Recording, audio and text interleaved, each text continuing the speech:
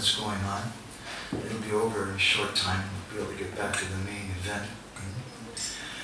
In the third canto of the Srimad Bhagavatam, Lord Kapila Dev, he tells his mother, Satam Prasangam Mama Virya Samvido Bhavanti Ritkana Rasayana Kata Taj Josamat Asapa Varga Vartmani Shadharatir Bhaktir Anukramishiti.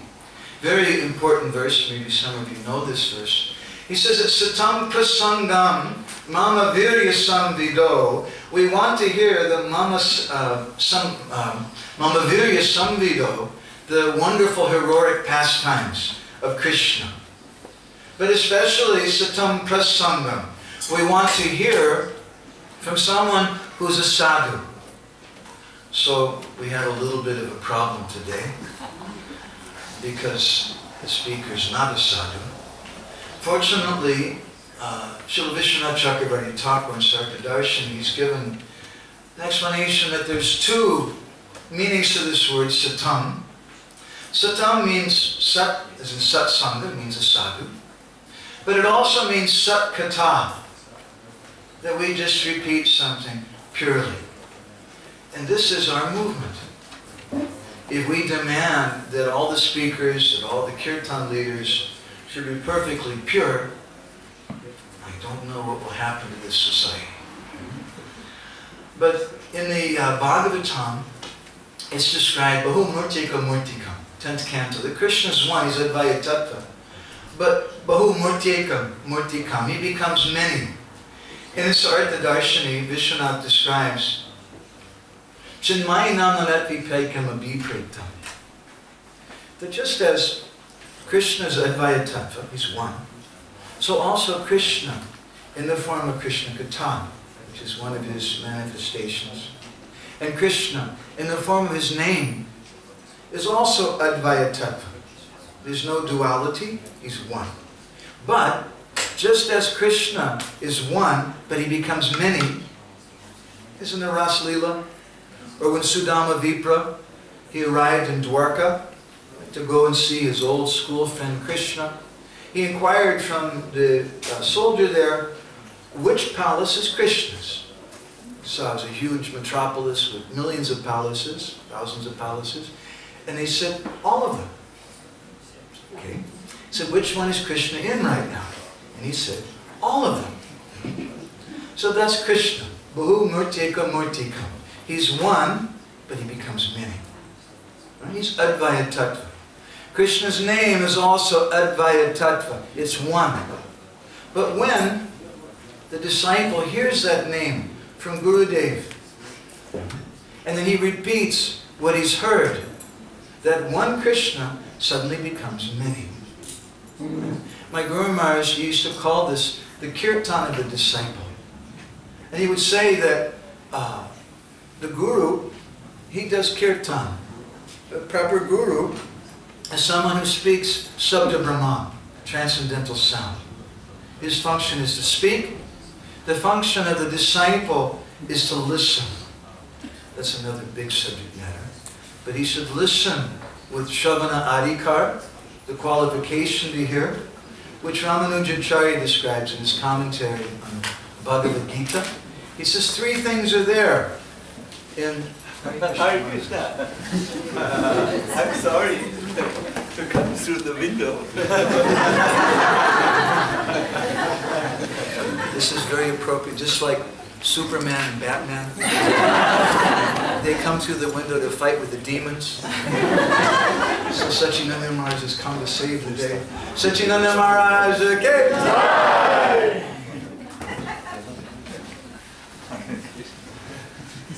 I'm very embarrassed.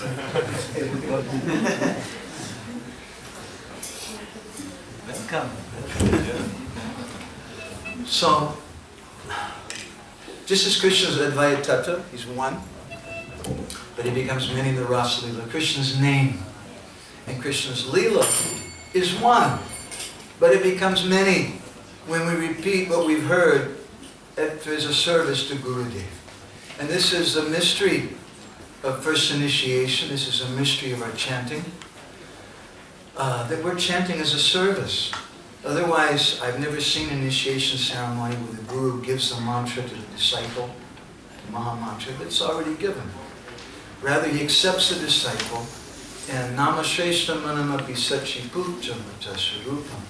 After being accepted, he gets that topmost name, Tati Krishna Bhaji Kori Guru Seva. Krishnadas Kaviraj Goswami says that we worship Krishna, and how do we worship Krishna? We worship Krishna as Guru Seva. We serve Guru how? By worshiping Krishna. You can't separate the two from each other. So there is some adhikar then to speak if we've repeated what we've heard, but we should hear properly. And Ramanuja says there's 3 types of Shravana adhikar, Pranipat, Pariprashna, and Seva. That when we hear, it's not a passive act.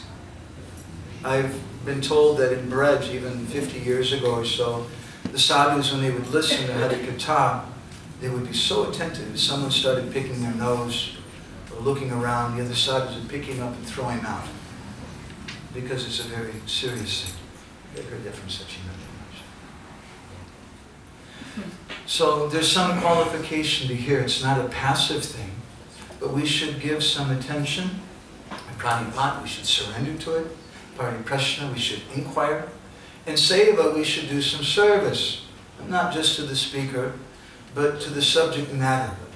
Because in a Vaishnava Sangha, it's not that the Kirtan leaders are most important, or the speaker of Krishna Kathas are most important, nor is it that the listeners, or the persons who follow in the Kirtan, are more important. Most important is Krishna. And both the speaker and the listeners come together to render service, one by speaking and another by listening. But it's not that one is more important than the other. And therefore we have a Vyasasan, which is the seat of Vyasadeva. And when the devotee sits on that, he's supposed to repeat what he's heard from the previous acharyas and his guru, and not think that it belongs to him. So, Lord Kapila Devi says it's tam prasangam. We want to hear prasangam, some special topics. What is the necessity, Vishwanath says, of putting the prefix pra before the word sangha? Why not just say satam sangam? If you follow what I'm saying. Satam sangha means, sat sangha means important topics, transcendental topics. He says because that's not enough. That's not Rasayana Katha. That's not the Katha that gives us life. What is Satam Sangam? Or topics, religious topics? They're topics like you should be honest. You should not cheat on your wife. You should follow Varnashram Dharma. You should worship your father, your mother. You should give money to the temple. That's very important. You should chant japa. You should come every day for Mangal Arti. You should be very respectful in so many ways. But those topics are not the thing which gives us life. Tavakatamritam tapta jivanam. The gopis are described. What gives us life, Rasayana Katha, is directly Krishna Katha. So the prefix pra is there before the word sangha to indicate something more. It's not just religious topics that we want to hear. We want to hear topics directly about Krishna. And that's the thing which will give us life. Sometimes devotees, they think the most important thing, we should speak out against Mayavad philosophy. Because nirvisesa shunyavadi paschita deshatarni, that's the disease that everybody has here. So we should all speak against Mayavad philosophy. But Srila Bhaktisiddhanta Saraswati Thakur, he said that if all that you do is anartha nibritti, then you may become a Mayavadi. We also have to have artha prabritti. There was one scholar in India who was very, very learned in Veda Vedanta, and he met some of the devotees, and he started quarreling with them. And he was speaking from Shankaracharya's Sariraka Bhashya commentary on Vedanta Sutra. And you'd be surprised to hear, maybe, he was defeating the devotees. They didn't know what to say. He was so expert and so learned. So they said, well, we don't know what to say to you, but you should come and meet our Guru Maharaj, Srila Bhaktisiddhanta Saraswati. I'd like that. So he went there, and he had a whole list of questions all ready for Srila Bhaktisiddhanta. And Srila Bhaktisiddhanta, when he came in, was speaking with someone, and he saw him, he said, just sit down and be quiet. And he started speaking. And he was speaking about Braj Lila. And once in a while, that fellow, that scholar's hand would go up, I just want, just be quiet. Just listen. And he kept shutting him up. And he just kept speaking Braj Lila until finally the time to speak was over. And he said, maybe you can ask your question tomorrow. So he came again the next day, the same thing happened again. Srila Bhaktisiddhanta was just speaking Braj Lila. And there was no philosophy, no discussion about Mayavad. And the poor fellow didn't get to ask his question. This went on for 3 days. And finally at the end, that fellow said, you know, what you're saying makes a lot of sense. And his name became Obiel Kapoor. He became a disciple of Srila Bhaktisiddhanta Saraswati and a dear friend of our Srila Prabhupada. Prabhupada instructed the devotees to print a number of his articles in BTG magazine. And Prabhupada also wrote a foreword for one of his books. So this is our process, Tarko Apratishta. That what is the use of your argument? We want to have some change in heart. And we want to try to have something which is appropriate for the assembly of devotees. I feel very shameful sitting in front of all of you today, especially with Sachinanda Maharaj here. We'd like to try to say something which is valuable for all of you. As we often comment, we won't speak anything about vegetarianism, unless some of you are still eating eggs or chicken, no? Nobody's doing that. We won't say anything about vegetarianism. That's an important subject. But we should, Guyamakyati Pritchati. Krishna Katha means that we should share something which is relevant for all of us. Something that people should like to hear. It's something which is important to them. And since all of you are vegetarian, probably you've also heard maybe 2 or 3 times that you're not your body. We won't speak that subject matter. It's still a relevant subject matter sometimes for all of us. But Krishna book is also relevant. Srila Prabhupada, he wrote a letter to Karandar Prabhu, Dayananda Prabhu, in 1968. He said, always read and talk about Krishna between yourselves, and always remember that this life is but a flash only. What a nice thing. Always read and talk about Krishna between yourselves, not just a one-way thing, not just that I'm sitting in the room, I have a very important task, I'm here to help uphold the wall. In case the wall falls over, I'm going to hold the wall up. But we should be concentrating, what does this mean to me? How is this relevant for me? And there should be some discussion. Krishna tells Uddhava in the 11th canto, Paraspara anukatanam pavanam bhagavad-gita mita rata mitastushtya nivita mita atmanaha. As we'll describe tomorrow, maybe the next day, this word paraspara is relevant for our discussion today. Paraspara means discussions that are going back and forth. Paraspara anukatanam pavanam bhagavad-gita. We want to hear about the pastimes of Krishna, which are very purifying for us. And in such association, mito ratir, we develop some attraction for them. It means we come to the point of bhav bhakti. Mito ratir, mitas tushtir. And then, speaking amongst ourselves, tushtir, we get some great happiness. We come to the platform of prema bhakti. Prema bhakti yahoiti avijavanasayati. Prema bhakti destroys everything. Mitas tushtir nibrita mita atmanaha. And by hearing this Krishna Katha, the nibrita mita atmanaha, all the material desires and things are completely eradicated from the heart.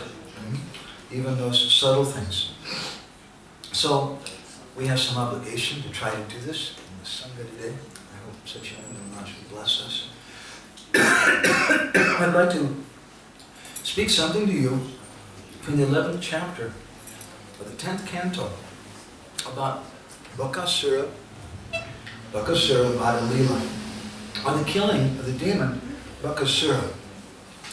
And we want to spend about 6 hours, 3 sessions, on this subject matter. You may be interested to know there's only 6 verses about this pastime in the Bhagavatam. It's one of the shortest Leelas in the entire Bhagavatam. But we'd like to examine it from a number of different perspectives. We've looked at some different Puranas. We would like to sing some things to you from a book we've been translating, I was just working on today, called Vrindavan Lilamrita, which is written by Nandakishore Goswami. He was a disciple of Srila Vishwanath Chakravarti Thakur, and he was the Acharya at Nityananda Vata, near to Radha Damodar Temple in Vrindavan. So, we'd like to try to understand some of the inner meanings of this pastime. According to our acharyas, we'd like to try to understand how is it relevant for me.